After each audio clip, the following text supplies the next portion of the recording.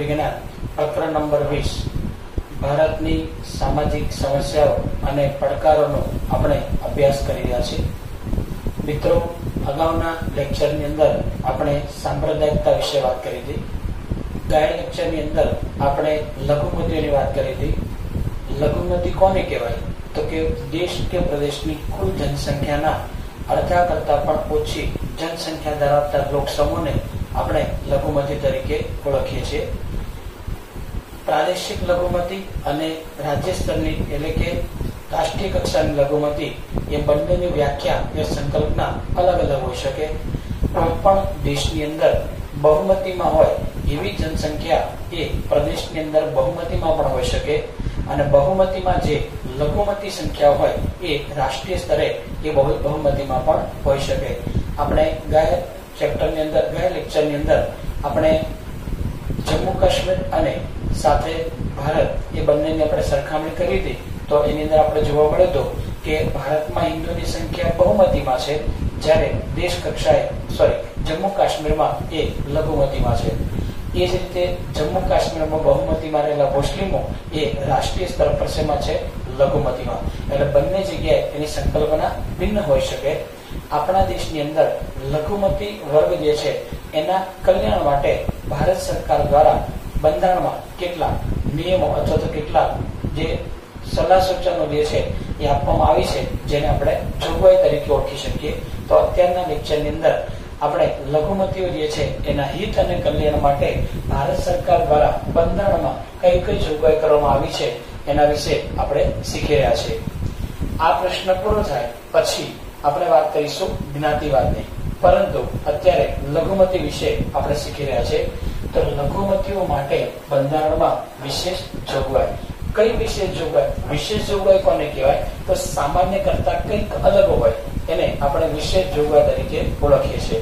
પ્રથમ વાક્ય છે, લઘુમતીઓના હિતો અને તેમના કલ્યાણ અને વિકાસ માટે રાષ્ટ્રીય લઘુમતી પંચની રચના કરવામાં આવી છે. મિત્રો, એનો અર્થ એ થાય કે લઘુમતીઓ સાથે કોઈ પણ પ્રકારનો અન્યાય કે ભેદભાવ ન થાય એ જોવા માટે દેશની અંદર રાષ્ટ્રીય લઘુમતી પંચની જોગવાઈ કરવામાં આવી છે. ઓકે, ચલો. આ લઘુમતી પંચ જે છે, જે રાષ્ટ્રીય લઘુમતી પંચ તરીકે ઓળખાય છે, એ આખા દેશની અંદર લઘુમતીઓના કલ્યાણ અને વિકાસ માટેની યોજનાનો યોગ્ય અમલ થાય છે કે કેમ, અથવા લઘુમતીઓને જો અન્યાય થતો હોય તેની સામે એ પોતે એક્શન લેવાય છે કે કેમ એ જોવાનું કાર્ય કરે છે. એટલે કે લઘુમતીના હિત માટે આ પંચની રચના કરવામાં આવી છે.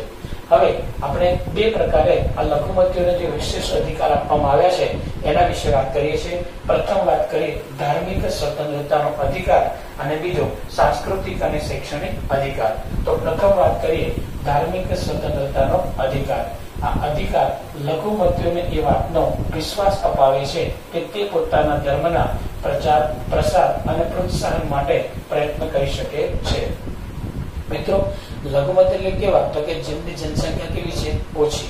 તો અહીંયા ધાર્મિક લઘુમતીનો અધિકાર એ પોતે એ વાતનો આ લઘુમતીઓને વિશ્વાસ અપાવે છે કે તમે ભલે ઓછી સંખ્યામાં હો, પરંતુ તમે તમારા ધર્મના પ્રચાર, પ્રસાર અને એની સાથે સાથે પ્રોત્સાહન માટે તમે પ્રયત્ન કરી શકો. એટલે કે તમને તમામ પ્રકારની ધાર્મિક સ્વતંત્રતા જે છે એ આપવામાં આવે છે. ત્યારબાદ કાયદો બળપૂર્વકના ધર્માંતરણ એટલે કે ધર્મ પરિવર્તનને માન્ય રાખતો નથી.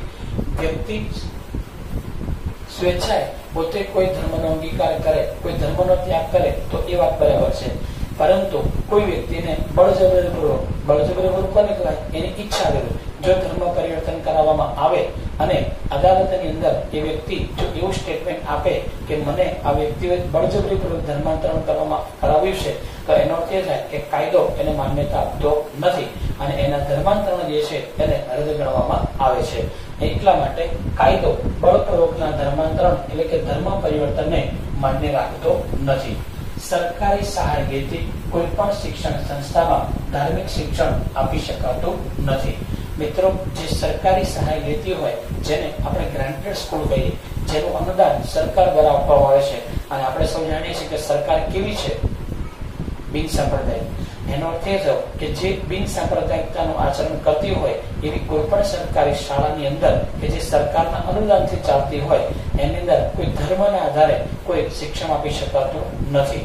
માની લઈએ કે આપણે વાત કરીએ કે કોઈ બાઇબલ વિશેનું જ્ઞાન છે, ભગવદ્ ગીતા અંગેનું જ્ઞાન છે, રામાયણ છે કે મહાભારત, આ બધા ધર્મ પુસ્તકો છે. એના પછી કુરાન એ શરીફ, તો આવા કોઈ પણ ધર્મ પુસ્તકો જે છે એનું શિક્ષણ તે આપવામાં આવતું નથી. ત્યારબાદ વાત કરીએ તો અહીંયા તમામ ધાર્મિક સમુદાયોને તેમના ધર્મના વ્યવસ્થાપન અને ધાર્મિક કાર્યો માટે સંપત્તિ મેળવવાનો અને દેખરેખ રાખવાનો અધિકાર છે. મિત્રો, દરેક પ્રકારના ધાર્મિક સંપ્રદાય, હિન્દુ, મુસ્લિમ, શીખ, ઈસાઈ, જૈન, બૌદ્ધ ધર્મ, પારસી, આવા બધા ધર્મના લોકો જે છે એ પોતાના ધર્મના વ્યવસ્થાપન માટે, માની લો કે કોઈ જગ્યાએ મદ્રેસાનું નિર્માણ કરવું છે, મસ્જિદનું નિર્માણ કરવું છે, ચર્ચનું નિર્માણ કરવું છે, મંદિરનું નિર્માણ કરવું છે, તો અહીંયા શું કહે છે, ધર્મના વ્યવસ્થાપન અને ધાર્મિક કાર્ય માટે સંપત્તિ મેળવી શકે છે. એટલે કે આ એને અધિકાર છે અને સાથે સાથે તેમની દેખરેખ રાખવાનો પણ અધિકાર આપવામાં આવ્યો છે કે આવી સંપત્તિ તમે પ્રાપ્ત કરી શકો અને એની સાર સંભાળ લઈ શકો. આ કયો અધિકાર? ધાર્મિક સ્વતંત્રતાનો અધિકાર. ત્યારબાદ આપણે સાંસ્કૃતિક અને શૈક્ષણિક અધિકારની વાત કરી. આ અધિકાર દ્વારા લઘુમતીઓ પોતાની લિપિ અને સંસ્કૃતિનું રક્ષણ કરી શકે છે. મિત્રો, આપણે વાત કરીએ છીએ કે અહીંયા આપણે ઇન્ડિયા કોલોનીલ વિસ્તારની અંદર ઠક્કરબાપાનગર છે, જેની અંદર સિંધી લોકોની વસ્તી છે. તો સિંધી લોકો પોતાની વસ્તી જે છે એના પ્રમાણમાં પોતાની ભાષા અને પોતાની લિપિ જે છે એનું પોતે સંવર્ધન કરી શકે. એટલે કે અહીંયા લઘુમતીઓ પોતાની લિપિ અને સંસ્કૃતિનું સંરક્ષણ કરી શકે છે. એટલે કે તેમને પોતાની ભાષા, પોતાની સંસ્કૃતિ જે છે એ બચાવવાનો એને પૂરેપૂરો શું છે? અધિકાર. તો આ સાંસ્કૃતિક અધિકાર અન્વયે તેમને બંધારણ દ્વારા આ અધિકાર આપવામાં આવેલો છે. ત્યારબાદ સરકારી સહાય મેળવતી કોઈ પણ સંસ્થામાં ધર્મ, વંશ, જાતિ, વર્ણ કે ભાષાના આધારે કોઈને પણ પ્રવેશ મેળવતા અટકાવી શકાશે નહીં. મિત્રો, મેં હમણાં જ વાત કરી, જે શાળાઓ અનુદાનિત છે, જે શાળાઓ ગ્રાન્ટેડ છે, સરકાર માન્ય છે, તો આવી જે શાળાઓ જે છે કે જે સરકાર દ્વારા અનુદાનિત છે, ગ્રાન્ટેડ છે, આવી સ્કૂલોની અંદર ધર્મ, જ્ઞાતિ, ભાષા કે સંપ્રદાય, વંશના આધારે કોઈ પણ વ્યક્તિને આપણે પ્રવેશ મેળવતા આપણે અટકાવી શકતા નથી. એટલે કે તેને ધર્મ, ભાષા, જાતિના આધારે એને કોઈ પણ પ્રકારે એની સાથે આપણે ભેદભાવ કરી શકતા નથી. દરેક વર્ગને એક સરખો સમાન અધિકાર આપવામાં આવે છે. તો આ રીતે જોઈએ, ધર્મ, વંશ, જાતિ, વર્ણ કે ભાષાના આધારે કોઈને પણ પ્રવેશ મેળવતા અટકાવી શકાતા નથી. એનો અર્થ એ થાય કે દરેકને ત્યાં પ્રવેશ મેળવવાનો શું છે? અધિકાર. ત્યારબાદ સમાજના તમામ વર્ગોને પોતાની પસંદગી પ્રમાણેની ભાષા, લિપિ જાળવવાનો, વિકાસ કરવાનો અને તે માટે શૈક્ષણિક સંસ્થા સ્થાપવાનો અને ચલાવવાનો અધિકાર છે. મિત્રો, સમાજના તમામ વર્ગો જે છે એને પોતાની પસંદગી પ્રમાણે શું કીધું આપણે? ભાષા, લિપિ જાળવવાનો અને તે માટે શૈક્ષણિક સંસ્થા સ્થાપવાનો અને ચલાવવાનો શું છે? અધિકાર. આનો અર્થ એ થાય, મેં હમણાં તમને વાત કરી કે હિન્દી માધ્યમ છે, સિંધી માધ્યમ છે, ઉર્દુ માધ્યમ છે, આવી જે વિસ્તારમાં લઘુમતીની શાળાઓ હોય તો એ લોકો પોતાની ભાષાની શાળાની સ્થાપના કરી શકે. આનો અર્થ એ થાય કે એ જગ્યાએ પ્રાથમિક શિક્ષણ જે છે એની માતૃભાષામાં આપવામાં આવે, જેનાથી શું થશે કે આ લઘુમતી લોકો જે છે એ પોતાની ભાષા અને સંસ્કૃતિ જે છે એને લાંબો સમય ટકાવી શકે. આપણે ફરજિયાત કોઈ એક જ ભાષામાં, માનો કે ગુજરાતી કે અંગ્રેજીમાં એને ભણવા માટે આગ્રહ કરીએ તો એવું બને કે સમય જતા એ લોકો પોતાની માતૃભાષાને વિસરી જાય, ભૂલી જાય. અને એટલા માટે એવું ન થાય, એટલા માટે પોતાની પસંદગી પ્રમાણેની ભાષા જાળવવાનો અને સાથે સાથે શબ્દ છે લિપિ જાળવવાનો, વિકાસ કરવાનો અને એ માટે શૈક્ષણિક સંસ્થા સ્થાપવાનો અને ચલાવવાનો એમને અધિકાર આપવામાં આવેલો છે. ભારતીય લઘુમતીઓને બાળકોને પ્રાથમિક શિક્ષણ માતૃભાષામાં મળે એવી સુવિધા રાજ્ય સરકાર દ્વારા આપવામાં આવી છે. મેં હમણાં જ વાત કરી કે બાળક 7, 8, 10 વર્ષનું થાય ત્યાં સુધી જો એને એની માતૃભાષામાં એને શિક્ષણ આપવામાં આવે તો એ બાળક આખી જિંદગી પોતાની માતૃભાષાને ક્યારેય ભૂલશે નહીં. તો કહેવાનું તાત્પર્ય એ છે કે આ ભાષા, આ સંસ્કૃતિ જે છે એ લાંબો સમય જળવાઈ રહે અને એટલા માટે તેમને એની માતૃભાષામાં શિક્ષણ મળે એવી સુવિધા રાજ્ય સરકારો દ્વારા કરવામાં આવી છે. આ પ્રશ્નને એક વખત ફરીવાર રિવિઝન કરી અને પછી આપણે નવા પ્રશ્ન તરફ જઈ રહ્યા છીએ. તો લઘુમતીઓ માટે બંધારણમાં વિશેષ જોગવાઈ. લઘુમતીઓના હિતો અને તેમના કલ્યાણ અને વિકાસ માટે શેની રચના કરવામાં આવે છે? રાષ્ટ્રીય લઘુમતી પંચની. એટલે કે આખા દેશ લેવલે આ રાષ્ટ્રીય લઘુમતી પંચ એ લઘુમતીઓ જે છે એના અધિકારોના સંવર્ધન માટે કાર્ય કરે છે.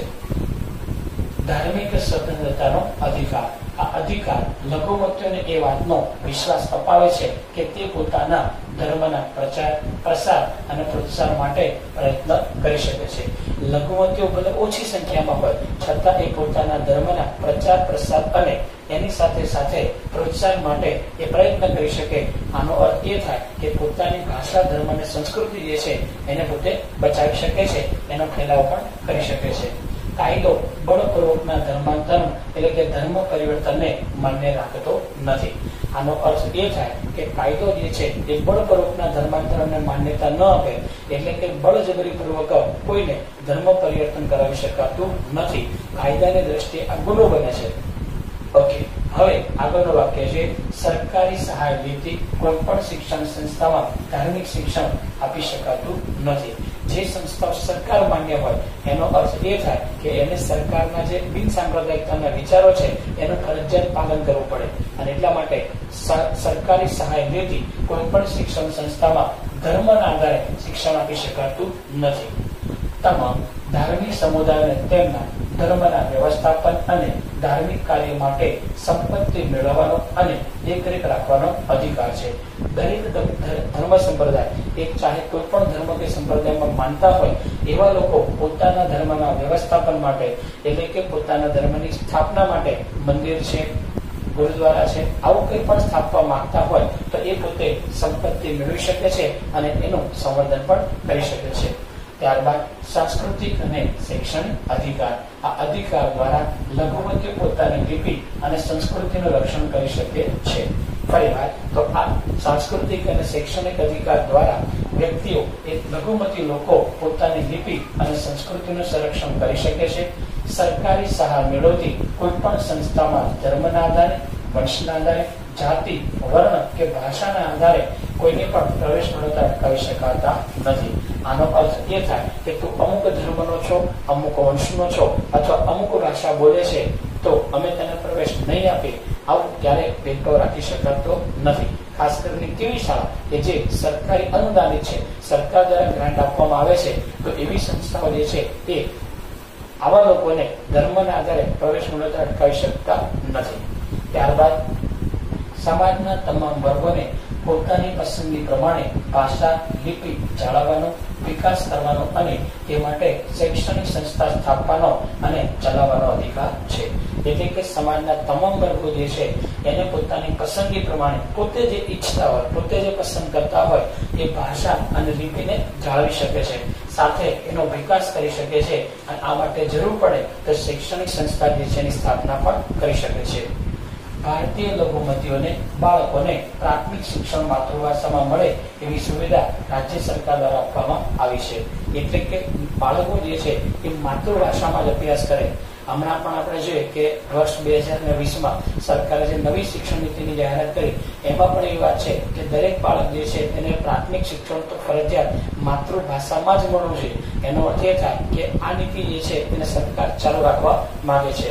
એટલે કે આ લઘુમતી લોકો જે છે એ બાળકોને પ્રાથમિક શિક્ષણ પોતાની માતૃભાષામાં આપી શકે. કારણ એક જ છે કે જો બાળકને માતૃભાષા આવડતી હશે તો એ આખી જિંદગી એ યાદ રાખશે અને પોતાના સંતાનો જે છે એને પણ માતૃભાષાની સાથે જોડી શકે. આથી ભાષાનો આ વારસો જે છે એ લાંબો સમય સુધી જળવાય. હમણાં આપણે લઘુમતીઓ જે છે એના વિશે આપણે ચર્ચા કરી.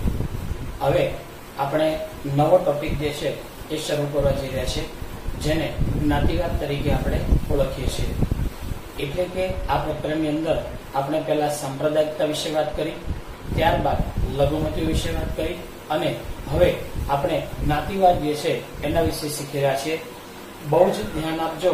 અહીંયા ખૂબ સરસ મજાનો ટોપિક, તમને નવું ઘણું બધું જાણવા મળશે એવો મુદ્દો હું આપની સમક્ષ અત્યારે ચલાવી રહ્યો છું. તો શરૂ કરીએ છીએ આપણે જ્ઞાતિવાદ. પ્રશ્ન છે, ભારતમાં અમુક જ્ઞાતિ સમૂહની આર્થિક અને સામાજિક સ્થિતિ શાથી નબળી રહી ગઈ છે? મિત્રો, આપણા દેશની અંદર ઘણા બધા જ્ઞાતિ સમૂહ એવા છે કે આર્થિક અને સામાજિક રીતે તેઓ પછાત છે. તો એવો પછાત કેમ રહી ગયા, એની પાછળનું મૂળ તત્વ, મૂળ કારણ શું છે, એ હું આજે તમારી સાથે ચર્ચા કરીશ. આ જ પ્રશ્ન બીજી રીતે પૂછાય, અનુસૂચિત જાતિ અને અનુસૂચિત જનજાતિના લોકો સાથે પછાત રહી ગયા. મિત્રો, તમે લોકોએ અનામત શબ્દ તો સાંભળ્યો જ હશે. હમણાં થોડાક સમય પહેલા કોંગ્રેસના અગ્રણી નેતા, આમ તો પાટીદાર નેતા હતા હાર્દિક પટેલ, એને પોતે અનામત આંદોલન કર્યું હતું અને પાટીદારો માટે અલગ અનામતની એને માગણી કરી હતી. વાત બિલકુલ સાચી હતી, પરંતુ ક્યાંક ને ક્યાંક એ રાજકારણનો ભોગ બની ગઈ. મૂળ વાત આપણી એવી છે કે તમે અનુસૂચિત જાતિ અને અનુસૂચિત જનજાતિ એનો શબ્દ તમે સાંભળ્યો છે, તો આ અનુસૂચિત જાતિ અને જનજાતિ એ મૂળતઃ કોણ છે અને આ અનુસૂચિત જાતિ જનજાતિના લોકોને કેમ વિશેષ અધિકારો આપવામાં આવ્યા, એના વિશે આપણે આજે અને આવતા લેક્ચરની અંદર આપણે વિશેષ ચર્ચા કરવાના છીએ. તો હવે આપણે શરૂઆત કરી રહ્યા છીએ. તો અહીંયા પહેલો ટોપિક જે છે અનુસૂચિત જાતિ. મિત્રો, તમે SC ST એવો શબ્દ સાંભળ્યો છે. SC નો મતલબ થાય શેડ્યુલ કાસ્ટ, જેને ગુજરાતીમાં આપણે અનુસૂચિત જાતિ તરીકે ઓળખીએ છીએ. તો આ લોકો કોણ છે અને એમની સ્થિતિ કેમ આવી છે, તો એના વિશે આપણે જોઈ રહ્યા છીએ. શરૂઆત કરીએ આપણે. તો ભારતની સમાજ રચનામાં જ્ઞાતિઓનું અસ્તિત્વ સદીઓથી રહ્યું છે. આમ સામાજિક સંરચના એ જ્ઞાતિ પર આધારિત છે. મિત્રો, આપણે જોવા જઈએ છીએ કે આપણી જે સમાજ રચના જે છે એ જ્ઞાતિ આધારિત છે. બ્રાહ્મણ છે, પટેલ છે, મોચી છે, વણજારા છે, આવી અલગ અલગ જ્ઞાતિઓ જે છે એ આપણા સમાજની અંદર જોવા મળે છે. અને આપણા દેશનું જે સામાજિક જે ઢાંચો જે છે એ જ્ઞાતિ આધારિત છે. એટલે કે આપણી સામાજિક સંરચના જે છે એ જ્ઞાતિ પર આધારિત છે.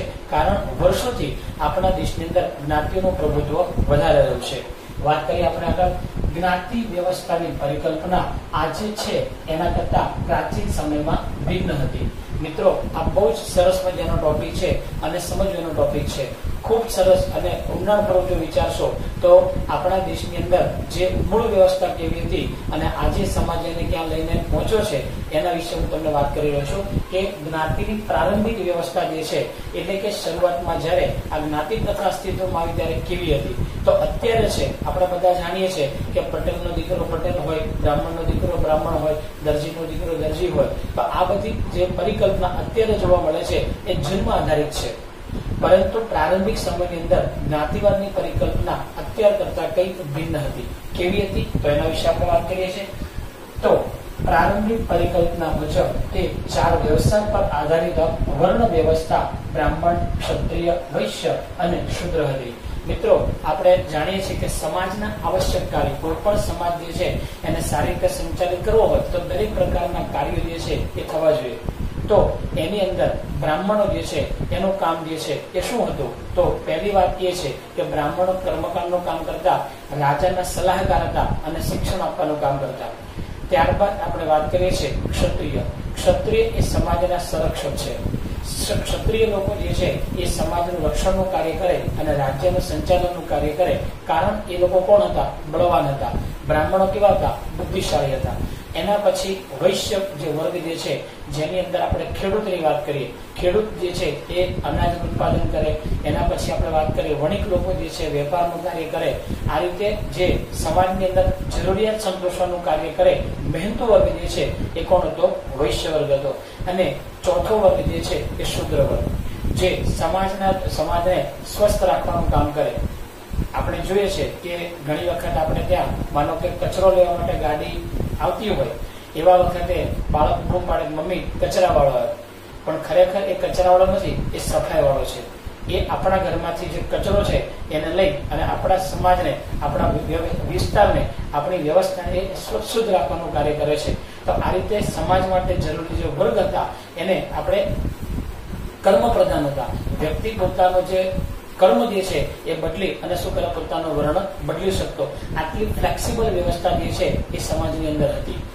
બીજી વાત, ઋષિ મુનિઓએ જે આ પરંપરા શરૂ કરી એની અંદર એક વાત હતી, આપણા જીવનની જે કર્મ જે છે એની વાત હતી કે આપણા જીવનને આપણે અંદાજિત ઋષિ મુનિઓ જે છે એ 100 વર્ષનું માનતા. અને 100 વર્ષ દરમિયાન વ્યક્તિએ પહેલા 25 વર્ષ જે છે એ બ્રહ્મચર્યાશ્રમમાં પસાર કરવાના.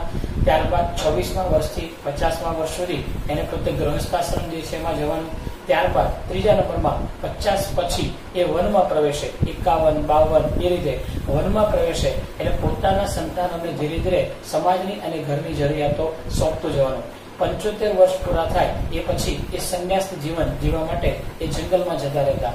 કહેવાનું તાત્પર્ય એ છે કે ઋષિમુનિઓ જે પરંપરા શરૂ કરી એ ખૂબ જ ઉત્કૃષ્ટ વ્યવસ્થા હતી.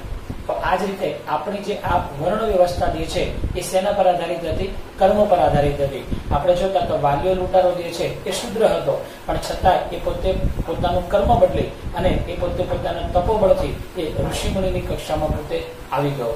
તો આવી શુદ્ધ વ્યવસ્થા એ આપણા સમાજમાં જોવા મળતી. જ્ઞાતિ આધારિત નિવાસ વ્યવસ્થા અને વ્યવસાય હતા. જે વ્યક્તિ જે જ્ઞાતિનો હોય એનો રહેણાંક વિસ્તાર, માનો કે બ્રાહ્મણ વાડા કહી શકીએ આપણે, એના પછી પટેલ વાસ કહી શકીએ આપણે, વણકર વાસ આપણે કહી શકીએ. આ રીતે અલગ અલગ લોકો અલગ અલગ સમૂહમાં એ પોતે વસવાટ કરતા અને એ જ પ્રમાણે બીજો શબ્દ છે વ્યવસાય હતા. એટલે પોતાના રહેણાંક પણ અલગ અને એ મુજબ એ લોકો વ્યવસાય પણ કરતા હતા. તો અહીંયા વ્યવસાયને આધારે આવકના સ્ત્રોત રહેતા. સ્વાભાવિક છે કે જે લોકો ઉચ્ચ વર્ગના વ્યવસાય કરતા હોય એની આવક વધારે હોય, મધ્યમ વર્ગના લોકોની આવક મધ્યમ હોય અને જે શુદ્ર ગણાતા એવા લોકો જે છે એની આવક કેવી હતી? અલગ હતી, એટલે કે ઓછી હતી. અને આવા શુદ્ર લોકો જે છે એ ક્યાં રહેતા? તો કે છે ગામની ભાગોળે રહેતા. અલગ એ લોકોનો વાસ હતો કે જેને આપણે હરિજનવાસ એવા શબ્દ આપણે એના માટે વાપરતા હતા. પણ આ વર્ગ જે છે એ સમાજના મુખ્ય પ્રવાહથી ક્યાં રહેતો હતો? અલગ રહેતો હતો. જોઈએ તો સમાજમાં આવકના આધારે કેટલીક જ્ઞાતિઓ ઓછી આવક મેળવતી હોવાથી સમાજના અન્ય સમૂહથી આર્થિક સ્થિતિમાં એ નબળા રહી ગયા. એટલે મેં વાત કરી, બ્રાહ્મણ ઉચ્ચવર્ગ, ક્ષત્રિય એ ઉચ્ચવર્ગ, વૈશ્ય એ ઉચ્ચવર્ગ, પણ શુદ્ર જે છે એની આવક ઓછી હતી અને એટલા માટે આર્થિક અને સામાજિક રીતે આ બંને વર્ગ પછાત રહી ગયા, ખાસ કરીને શુદ્ર વર્ગ. હવે શુદ્ર વર્ગ જે છે એ સમાજની અંદર મેં વાત કરી ગંદકી સાફ કરવાનું કાર્ય કરતા, કોઈ મૃતદેહોને ઉપાડવાનું કાર્ય કરે, એના પછી કોઈની શૌચ ઉપાડવાનું કાર્ય કરે. આવા ઉપકારક વર્ગ જે છે એને ધીરે ધીરે સમાજથી એ અલિપ્ત થવા લાગ્યો, સમાજે તેને ઉપેક્ષિત કર્યો. અને આવા લોકો જે છે એને મંદિરમાં પ્રવેશ નહીં આપવાનો, એની સાથે સાથે એમને કોઈ પાણી ભરવા નહીં દેવાનું. એના પછી એવા લોકો જે છે એને શિક્ષણથી પણ વંચિત રાખવામાં આવતા, એટલે કે એમના બાળકોને શાળામાં પ્રવેશમાં આપવામાં ન આવતો. ધીરે ધીરે કરતા કરતા આ વર્ગ જે છે એ સમાજથી કેવો રહી ગયો? પાછળ રહી ગયો. અને એ વર્ગ જે છે એ આપણો આજનો અનુસૂચિત જાતિ વર્ગ, જેને આપણે એસટી તરીકે આપણે ઓળખીએ છીએ. ક્લિયર છે? બરાબર? ઓકે, જોઈએ આગળ. તો બંધારણની કલમ 341માં જણાવ્યા પ્રમાણે અનુસૂચિમાં સમાવિષ્ટ જ્ઞાતિને અનુસૂચિત જાતિ તરીકે ઓળખવામાં આવે છે. આપણા દેશની અંદર જે બંધારણની રચના થઈ એમાં કલમ 341 ની અંદર જે જ્ઞાતિ સમૂહોના નામ છે અથવા તો જે યાદી જે છે એ અનુસૂચિમાં આપવામાં આવી છે, તો એવા લોકો માટે આવી જ્ઞાતિઓને અનુસૂચિત જાતિ તરીકે આપણે ઓળખીએ છીએ. મિત્રો, હવે આપણે બીજા મુદ્દા તરફ જઈ રહ્યા છે, જેને અનુસૂચિત જનજાતિ એટલે કે એસટી તરીકે આપણે ઓળખીએ છીએ. શેડ્યુલ્ડ ટ્રાઇબ્સ જેને એસટી તરીકે ઓળખવામાં આવે છે. ઉપર વાત કરીએ આપણે એસસી ની અને અહીંયા વાત કરીએ છીએ એસટી ની. જો ઉપર જે છે એ લોકોની વાત કરીએ આપણે તો સોલંકી છે, પરમાર છે, એવી જે બધી જ્ઞાતિઓ જે છે એનો એમાં સમાવેશ થાય છે. એની સાથે સાથે અનુસૂચિત જાતિની વાત કરીએ તો આપણે જે વસાવા લોકો જેને કહીએ છીએ આપણે, એના પછી જે આદિવાસી લોકો કહીએ છીએ આપણે, તો એવા લોકો જે છે એનો અનુસૂચિત જનજાતિ જે છે એમાં એનો સમાવેશ કરીએ છીએ. તો હવે આ અનુસૂચિત જનજાતિ જે છે એ કઈ રીતે અસ્તિત્વમાં આવી, તો એના વિશે આપણે જોઈ રહ્યા છીએ. ભારતમાં અંગ્રેજોના શાસનકાળ પહેલાના સમયમાં કેટલીક જાતિઓ અન્ય સમૂહથી દૂર સહેલાથી પહોંચી ન શકાય એવા જંગલો અને પહાડી વિસ્તારોમાં અલગ વસવાટ કરતી હતી. મિત્રો, આપણે જોઈએ છે કે 8મા ધોરણની અંદર તમે ભણતા ગાંધીજીના એક અંતેવાસી હતા ઠક્કર બાપા, કે જેમણે વીર ઉત્કર્ષ સમાજની રચના કરી.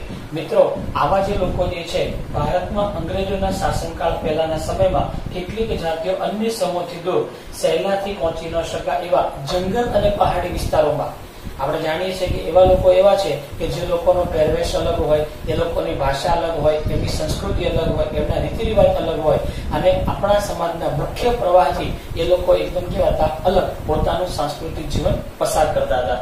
તો આવી જ્ઞાતિનું સામાજિક જીવન અન્ય પ્રજાથી અલગ હતું. તેઓને પોતાની આગવી સંસ્કૃતિ અને શુદ્ધ બોલી એટલે ભાષા તો આવા લોકો જે છે મેં વાત કરી એમનો ખોરાક છે, પહેરવાશ છે, એ લોકોની ભાષા છે, તહેવારો, ઉત્સવ એ આપણા કરતા કેવા હતા? તદ્દન અલગ હતા. એ જાતિના લોકો પણ પેઢી દર પેઢી અલગ વસવાટ, એકાકી જીવન વગેરેને કારણે વિકાસ સાધી શક્યા નહીં. પરિણામે તેમની આર્થિક સામાજિક સ્થિતિ એ પણ કેવી રહી ગઈ? નબળી રહી ગઈ. મિત્રો, આપણે સૌ જાણીએ છીએ કે આવા લોકો જે છે એ પણ સમાજના મુખ્ય પ્રવાહથી પેઢી દર પેઢી અલિપ્ત રહ્યા. એટલે કે સમાજના મુખ્ય પ્રવાહમાં ભળવાથી એ લોકો વંચિત રહી ગયા અને એવા લોકો એકાકી જીવનને કારણે સમાજના મુખ્ય પ્રવાહ સાથે એ વિકાસ સાધી શક્યા નહીં. પરિણામે તેમની આર્થિક અને સામાજિક સ્થિતિ કેવી રહી ગઈ? નબળી રહી ગઈ. તો આવા લોકો જે છે જેને આપણે ભીલ અથવા આદિવાસી તરીકે ઓળખીએ છીએ. બંધારણની કલમ 342 પ્રમાણે અહીંયા ઉપર કેટલા આપે છે? 341. અહીંયા કેટલા આપે? 342. એ પ્રમાણેની અનુસૂચિ પ્રમાણે સમાવિષ્ટ જાતિઓને અનુસૂચિત જનજાતિ તરીકે ઓળખવામાં આવે છે. મિત્રો, તો બંધારણની કલમ 41 માં જે આપ્યા છે એ અનુસૂચિત જાતિ અને 342 માં આપ્યા છે એના માટે અનુસૂચિત જનજાતિ એવો શબ્દ વાપરવામાં આવે છે. આની અંદર અલગ અલગ પ્રકારના જ્ઞાતિ સમૂહ જે છે એ લોકોના જાતિ જે છે એની સાથેનો ઉલ્લેખ કરવામાં આવેલો છે. રાજ્યપાલની સલાહથી રાષ્ટ્રપતિના આદેશ દ્વારા તેનો વિશેષ ઉલ્લેખ કરવામાં આવ્યો છે. મિત્રો, હું તમને એક વાત કહું, તમારા મનમાં એક પ્રશ્ન હશે કે સાહેબ આ જે અનુસૂચિત જાતિ કે જનજાતિ કહેવાય એ કઈ રીતે નક્કી થાય? તો તેમની જે જીવનશૈલી જે છે, એમનો જે ઉછેર છે, એમનો જે વિકાસ છે, એમની આર્થિક સ્થિતિ છે, એમના કામ છે, એના આધારે આવા વ્યક્તિઓ જે છે એનો સરકાર દ્વારા અભ્યાસ કરવામાં આવે, રાજ્યપાલને એને યાદી આપવામાં આવે અને રાજ્યપાલ જે છે એ આપણા માનનીય રાષ્ટ્રપતિ જે છે એને આ યાદી આપે અને રાષ્ટ્રપતિ જે છે એ પોતે એનો ઉલ્લેખ કરે. એ પછી અનુસૂચિત જાતિ કે જનજાતિમાં એનો સમાવેશ કરવામાં આવે છે. તો એક વખત ફરીવાર આ પ્રશ્નને આપણે ફરીવાર સમજીએ અને પછી આગળના મુદ્દા વિશે આપણે આવતા લેક્ચરમાં જોઈશું. તો પહેલા બી વિભાગ, જ્ઞાતિવાદ. ભારતમાં અમુક જ્ઞાતિ સમૂહની આર્થિક સામાજિક સ્થિતિ સાથે નબળી રહી ગઈ છે અથવા અનુસૂચિત જાતિ અને અનુસૂચિત જનજાતિના લોકો સાથે પછાત રહી ગયા. આ લોકો કેમ પછાત રહી ગયા? તો એની આપણે ચર્ચા કરી રહ્યા છે. પહેલું વાક્ય અનુસૂચિત જાતિ અને બીજું છે અનુસૂચિત જનજાતિ. અનુસૂચિત જાતિ એટલે શું કીધું આપણે? એસસી. ભારતના સામાજિક રચનામાં જ્ઞાતિઓનું અસ્તિત્વ સદીઓથી રહ્યું છે. એટલે વર્ષોથી આપણા દેશની જે સામાજિક જે ઢાંચો જે છે એ અલગ અલગ જ્ઞાતિઓ પર આધારિત છે. તો આમ સામાજિક સંરચના જ્ઞાતિ પર આધારિત છે. અલગ અલગ જ્ઞાતિ સમૂહ જે છે એના દ્વારા આપણા સમાજની રચના થઈ છે. ત્યારબાદ વાત કરીએ આપણે જ્ઞાતિ વ્યવસ્થાની પરિકલ્પના આજે છે એના કરતા પ્રાચીન સમયમાં કેવી હતી? ભિન્ન હતી. ભિન્ન એટલે કેવી કહેવાય? ઓછી. તો અત્યારે જે આપણી જ્ઞાતિ પ્રથા જે છે અથવા તો અત્યારે જ્ઞાતિવાદમાં જે આપણે માનીએ છીએ એના કરતા સામાજિક પરિકલ્પના જે છે એ તદ્દન કેવી હતી? ભિન્ન હતી. પહેલાના સમયમાં મેં વાત કરી પ્રમાણે વ્યક્તિ પોતે અત્યારે જે આપણે જે છે એ જન્મ આધારિત છે. જન્મ આધારિત એટલે તમારા તમારા પપ્પા જે છે જે જ્ઞાતિના હોય અથવા તમારી અટક હોય એ અટક તમારી હોય. આનો અર્થ એ થાય કે અહીંયા આપણે શું કરતા? જન્મ આધારિત આપણી સમાજ રચના છે. પરિવાર તો જ્ઞાતિ આધારિત પરિવાર. તો અહીંયા પ્રારંભિક પરિકલ્પના મુજબ તે 4 વ્યવસાય પર આધારિત વર્ણ વ્યવસ્થા બ્રાહ્મણ, ક્ષત્રિય, વૈશ્ય અને શૂદ્ર હતા. એટલે કે આપણો સમાજ 4 વર્ણમાં વહેંચાયેલો હતો: બ્રાહ્મણ, ક્ષત્રિય, વૈશ્ય અને શૂદ્ર. ઓકે. જ્ઞાતિ આધારિત નિવાસ વ્યવસ્થા અને વ્યવસાય હતા. એટલે કે અલગ અલગ જ્ઞાતિના અલગ અલગ નિવાસ હતા. એટલે કે એમની આપણે પોળ શબ્દ આપણે વાપરીએ, શેરી શબ્દ આપણે વાપરીએ, વાસ શબ્દ આપણે વાપરીએ. તો આ રીતે અલગ અલગ જ્ઞાતિ જે છે એના અલગ અલગ નિવાસ હતા અને એ પ્રમાણે જ્ઞાતિ પ્રમાણે દરેકના શું હતા? વ્યવસાયો. વાત કરીએ આપણે આગળ. વ્યવસાયને આધારે આવકના સ્ત્રોત રહેતા. જેવો જેનો વ્યવસાય હોય એ પ્રમાણે એની આવક હતી. ઉચ્ચ વર્ગના લોકોની વ્યવસાય ઉચ્ચ કક્ષાના ગણાતા માટે એમની આવક કેવી હતી? વધારે. જ્યારે નિમ્ન કક્ષાના લોકો જે છે જેને સમાજ નિમ્ન માનતો, સાચા અર્થમાં નિમ્ન નહોતા પણ સમાજ જે છે એને નિમ્ન માનતો અને માટે એમની આવક કેવી હતી? પ્રમાણમાં ઓછી. ત્યારબાદ સમાજમાં આવકના આધારે કેટલીક જ્ઞાતિ ઓછી આવક મેળવતી હોવાથી સમાજના અન્ય સમૂહથી આર્થિક સ્થિતિમાં કેવા રહી ગયા? નબળા. કેટલીક જ્ઞાતિઓ જે છે એની સમાજમાં એને નિમ્ન કક્ષાની ગણતા અને એને કારણે તેમની આવક પણ કેવી હતી? ઓછી. અને આવકના આધારે તેઓ મુખ્ય પ્રવાહથી અલિપ્ત થઈ ગયા અને ધીરે ધીરે કરતા કરતા સામાજિક રીતે જે છે એ પણ એને અલિપ્ત ગણવામાં આવે. ત્યારબાદ વાત કરીએ બંધારણની કલમ 341 માં જણાવ્યા પ્રમાણેની અનુસૂચિમાં સમાવિષ્ટ જ્ઞાતિને અનુસૂચિત જાતિ તરીકે ઓળખવામાં આવે છે. બંધારણની કલમ કઈ કીધી આપણને? 341. ઓકે, તો 341 માં જણાવ્યા પ્રમાણે અનુસૂચિમાં સમાવિષ્ટ જ્ઞાતિને અનુસૂચિત જાતિ તરીકે ઓળખવામાં આવે છે. ત્યારબાદ ત્રીજો મુદ્દો આપણે જોઈ રહ્યા છે. બીજો મુદ્દો અનુસૂચિત જનજાતિ ST. ઉપર SC માટે આપણે શેડ્યુલ કાસ્ટ અને ST માટે શેડ્યુલ ટ્રાઇબ્સ આવા શબ્દનો ઉપયોગ કરીએ છીએ અંગ્રેજીમાં. ભારતમાં અંગ્રેજોના શાસનકાળ પહેલાના સમયમાં કેટલીક જાતિઓ અન્ય સમૂહથી દૂર સહેલાઈથી પહોંચી ન શકાય એવા જંગલો અને પહાડી વિસ્તારમાં અલગ વસવાટ કરતા હતા. મિત્રો તમે જો કે જંગલો અને પહાડોમાં કોણ વસવાટ કરે? તો કે આદિવાસી અને ભીલ પ્રજા. તો આવા લોકોથી સહેલાઈથી આપણે પહોંચી ન શકાય એવા જંગલ અને પહાડી વિસ્તારમાં અંગ્રેજોના સમય કરતા પણ પહેલાના સમયથી આવી પ્રજા જે છે સુગર વસવાટ કરે છે. આ જ્ઞાતિઓનું સામાજિક જીવન અન્ય પ્રજાથી અલગ હતું. એટલે કે સમાજનો જે મુખ્ય પ્રવાહ છે બ્રાહ્મણ, ક્ષત્રિય, વૈશ્ય લોકો રહે એના કરતા આ પ્રજાનું જે સમાજ જીવન છે એ તદ્દન કેવું હતું? અલગ હતું, અલિપ્ત હતું. તો અહીંયા તેઓની પોતાની આગવી સંસ્કૃતિ અને સુરતી બોલી હતી. આનો અર્થ એ થાય કે તેમનું સામાજિક જીવન પર અલગ, એ લોકોની ભાષા, રીતિ રિવાજ, પહેરવેશ, ધાર્મિક પરંપરાઓ, ઉત્સવ એ બધું કેવું હતું? અલગ અલગ. ત્યારબાદ વાત કરીએ આપણે એ જાતિના લોકો પણ પેઢી દર પેઢી અલગ વસવાટ, એકાકી જીવન વગેરેને કારણે વિકાસ સાધી શક્યા નહીં. પરિણામે તેમની આર્થિક અને સામાજિક સ્થિતિ નબળી રહી.